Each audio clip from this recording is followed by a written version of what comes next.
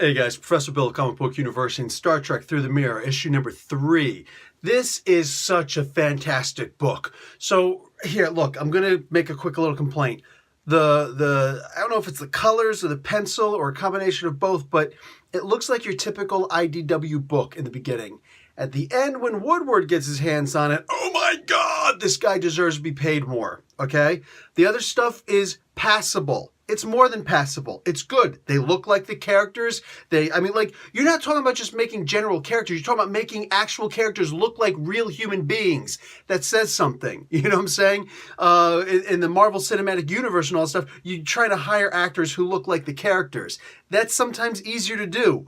You know what I'm saying? You're able to forgive a lot more. But here, actually trying to draw other people, come on, man. That's not easy. There's no way that's easy. So, mind you, it's more of a platitude. I'm saying it's the art's not as good. That's not saying it's a bad thing, though. IDW has its own style, and then they have Woodward, and I'm sure there are others too that I'm just not familiar with. But like that's my statement. Okay, back to the comic book itself. Check this out. You've got an infiltration going on. So now we're talking about Cloak and Dagger, Knives in the Dark, Lampposts in the Back. Sorry, that's from a Peter David Holt comic book. You got like some serious, some subterfuge going on, all right? So there's some spy work. They're coming in all Cloak and Dagger, talking about, yeah, man, check it out. We're going to infiltrate. We're going to have a fake message coming from Admiral Paris. I love when that happens. Because, in Star Trek Voyager, they had the one dude, Ensign Paris, who became Lieutenant Paris, I guess. And anyway, so they have Admiral Paris there, you know what I'm saying, who's actually the father of that other dude. So this cat, he's all like, yeah, man, check it out. I need you to go to this one satellite because it's down and it was supposed to be, whatever. And he's like really mean about it. Well, as it turns out, there's actually a fake message that came in on subspace and it was meant to look as though it were an official, authentic message. And the only way they could have done this was through infiltration. Now, who infiltrated? Well, okay, I can't actually remember the dude's name. But the idea is that one knucklehead and Inquisitor Troy. Yeah, that's right. Those guys. So they come in and like, it's fine. Their information, their intelligence was actually really weak because they have these different Star Trek regulation uniforms, but they're not current and up to date. So both Riker and a couple other guys, when they see these two individually, they're like, what's with the old uniforms? What the frick? You're out of uniform technically. And it's like, what's up with this nostalgia?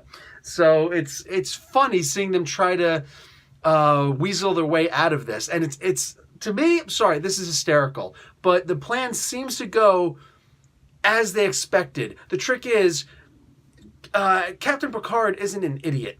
So when he hears how rude the Admiral was, he's not some new guy on deck, you know what I'm saying? He knows what these people are talking. He knows who these people are, how they talk and all that stuff. So he's just like, yeah, he just came across as an Andorian, but he's a human. So why would he didn't say that, but like that's my interpretation of it. Why would he act like that? He was like a breath away from being a Klingon, So he's like, yeah, let's head out to this place at Warp 8, but let's also get some people up here to actually have a look at that message because that didn't seem like him. So that's awesome. That's a really great way to leave this off. Now, the second story, way in the back, the Tipton brothers are writing this one also.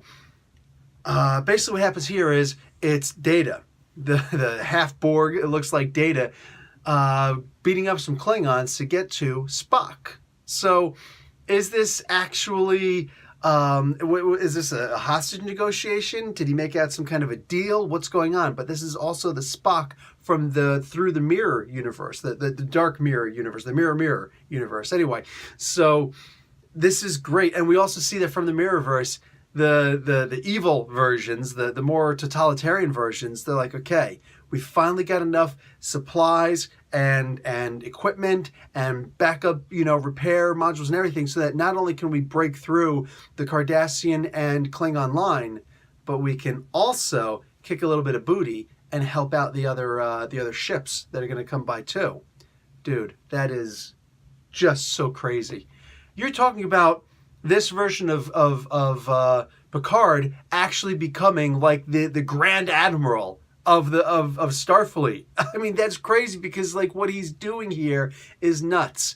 Now, we still haven't discovered how they learned about this through the Mirrorverse, you know what I'm saying? But it's, oh man, it's not quite edge of your seat because you know they've got to get to a certain level of success minimum. The question is, what do they do beyond that, all right? How far do they get? You know they got to get to here. Are they going to go further than that? Are they going to get more than that? What's going to happen when they actually do come across their counterparts? This is great. I am loving this, seeing these different versions of each other, the more roughed up versions of each other. You know, so like this is classic. I wish that the actors were younger. God bless them, so we can actually see this played out on the big screen. This would have been like the best, I don't know, arc, you know, series arc. And it's a shame that we're not going to get this live. Anyway, I'm going to call that a wrap, and I'm going to give this a B+. This is so good. This is fantastic. Again, aside from the idea that you've got this amazing art in the back and then your typical good art, it's almost like, you know, like Jack Kirby set the style for Marvel way back in the day, and IDW just has its own style. And I wonder if somebody was actually responsible for setting that. I don't know, but they've got their own general style that I'm used to seeing in the Star Trek books, so, and several other books as well. Anyway, it's all good stuff. I'm enjoying this read. I'm not going anywhere. Professor Bill, Comic Book University. Class dismissed.